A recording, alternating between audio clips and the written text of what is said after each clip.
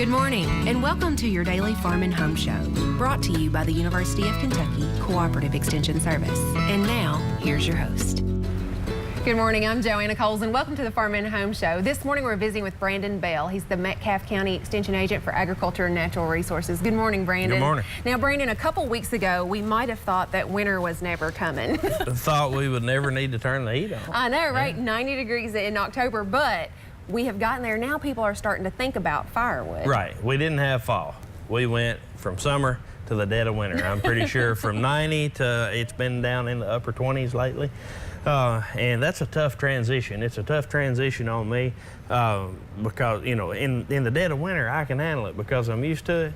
But this time of year is rough, and I want to build a fire, or I want to turn that heat up.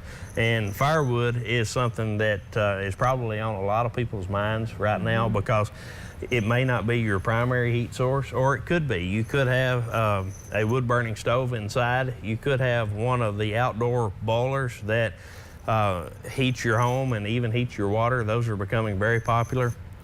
And if you don't have that, you may have a fireplace that you just want to set around as supplemental heat, or you may have a stove as an emergency backup source of heat if the power goes out. So firewood affects a whole lot of people, whether it's their primary source or not. Absolutely, and even with bonfires, you know, when it gets cold like this, people are wanting that. But there's some things behind. Not all wood's created equal, right? That is exactly right. There are a lot of different species or types of wood in the state of Kentucky, and the University of Kentucky has got some publications through the forestry department, and they recommend oak, hickory, or black locust, and those are the three most desirable woods for having a fire that you're going to use as a heat source. Now, there are some other species, some of our softer woods and quicker burning things that might be good to use for kindling, or if you want a hot, quick fire, but for a long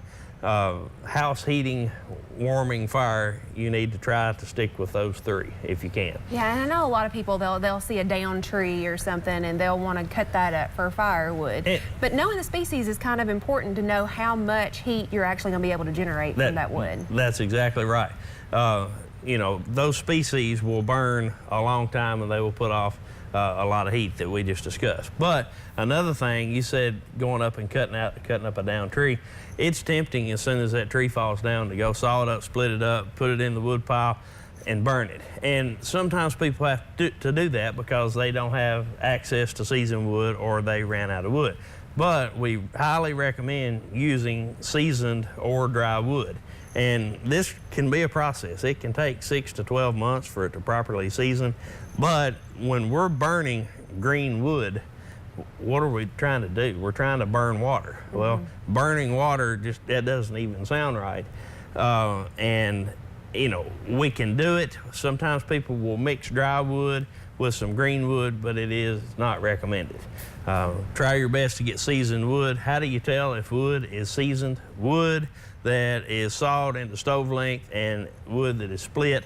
The end of that log, the butt end of that piece of wood will start to split and crack when it starts to become properly seasoned. Yeah, and it starts drying out. So if you see that down tree, you might want to cut it, but you probably think about that for maybe next season. Maybe next season, put it in the woodshed or put it somewhere inside and let it season. And go ahead. While we're talking about the woodshed, there's some things that we need to remember because this wood ultimately is coming into our home unless we have an outdoor boiler. So there are some things that we can bring in that might like to piggyback on wood. Insects. We can have an insect infestation in our home because it was on the wood outside. So what does this tell me? Keep the wood from touching the ground. That way insects cannot as easily get on that wood. If we're bringing wood in, bring enough in for a day or so. Don't bring a week's worth of wood in because you're bringing a week's worth of insect in too. Yeah, so be mindful of that. Now, what if you don't have any sources, Brandon, about purchasing wood? Should you know what you're purchasing? You should. Try to ask them or actually familiarize yourself with identifying what kind of wood it is. If you don't do that, find a good reputable source that will tell you and be honest, this is or this is not a certain species. Ask them how long it had been seasoned and familiarize yourself with what seasoned wood looks like. And there's a lot of good wood sources out there. And if you've ever cut and sold wood for a living, I've done a little of it. A rick of wood's pretty cheap, given the work that goes into it. Absolutely, Brandon. Thanks for the information. If you have questions, just give us a call. Thanks for watching. If you have questions about today's topic, please call the Warren County Extension Office at the number on your screen. Thanks for watching and have a great day.